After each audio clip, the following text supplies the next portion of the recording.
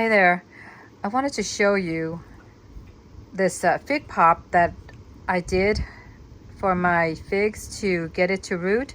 So these two here, the LSU Gold and the Calderona, I was having an issue with rooting it outside. I'm in San Diego Zone 10B, and nothing was happening to them, and the weather was getting a little bit cold.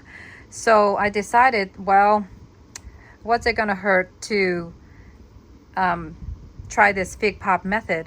So as you can see behind these two fig pops, most of the other stuff are being rooted in containers. So what I did was I decided I mixed perlite with peat moss, and I got it to where it has a nice moisture level where water wasn't dripping all over. And I didn't have any special plastic bags to use, so I just took my bread bags that I bought from the grocery store, and I added the dirt and put the cutting in to root. And as you can see, I'll show you here, I made a note here that I did this fig pop on the 22nd.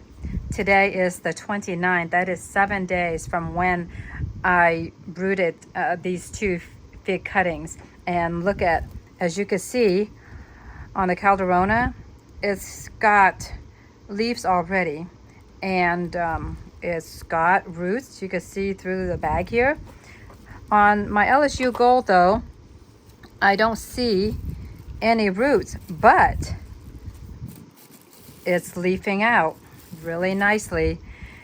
And if you see from behind me here, I'll show you all these cuttings. I rooted them on the 18th, which is 4 days before I did the fig pop method. And I am a true believer in the fig pop method. This is amazing how fast these cuttings rooted. So anyway, I just want to share with you what I did. And so if you want to try this, all I did was I just added 1/3 of the perlite to 2/3 of the peat moss, and I wet it down just enough to have enough moisture where the water wasn't dripping out. And that's it. I just bagged it, put the cutting in, and I left it in my garage. My garage is over 70 degrees, and I just have, if you look at this, that is just plain LED lights that I have underneath my cabinet, and that's all I used. And there's nothing special.